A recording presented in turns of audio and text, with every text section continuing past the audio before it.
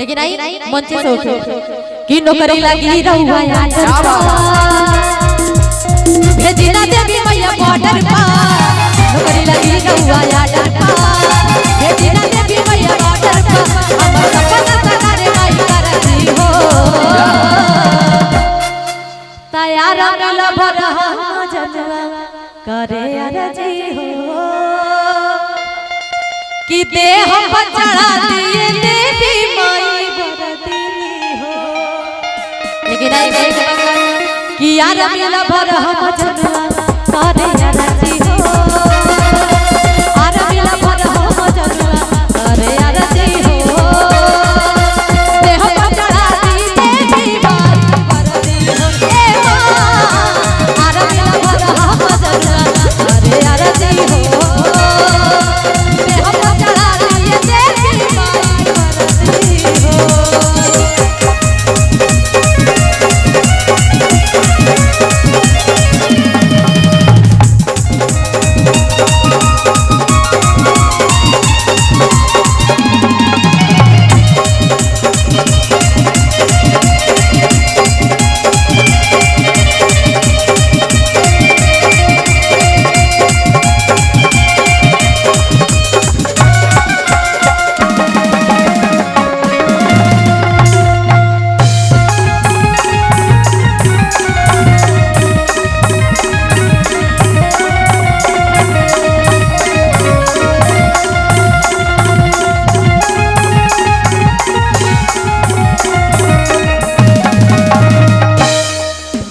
अब कहीं का कहते नहीं रुआ भैया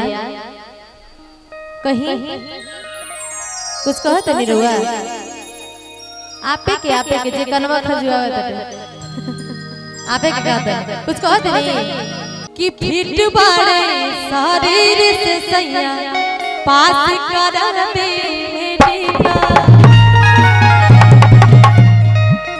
कि हमारे तने पुकारे माई सुनली हो कि यार मिला भर हम जनवा करे अरजी हो कि देह पर चढ़ा दिए देवी माई बरती हो लेकिन आई कहे के बता कि यार मिला भर हम जनवा करे अरजी हो यार मिला भर हम जनवा करे अरजी हो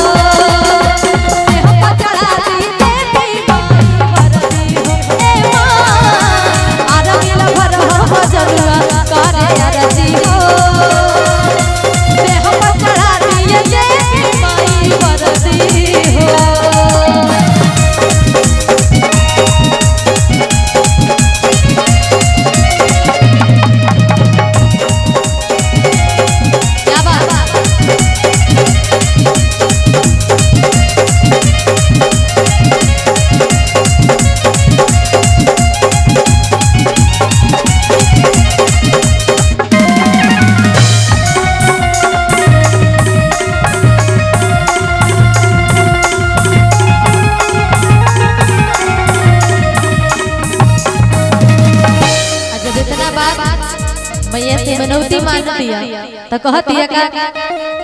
कि दिलवा के बतियाए हो मयरिया तोहरा से बतलाई कि नौकरी जे पई सजनवा त तोहके चुनरे हम चढ़ाई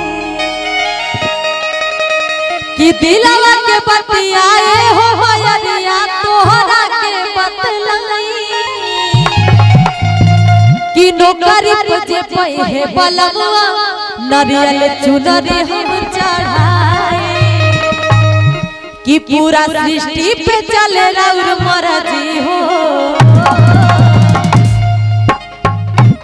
तैयार मिला भर हम जनवा करे अरजी हो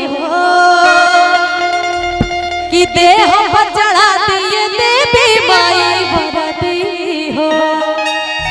आई कहे के बता कि यार मिला भर हम जनवा करे अरजी हो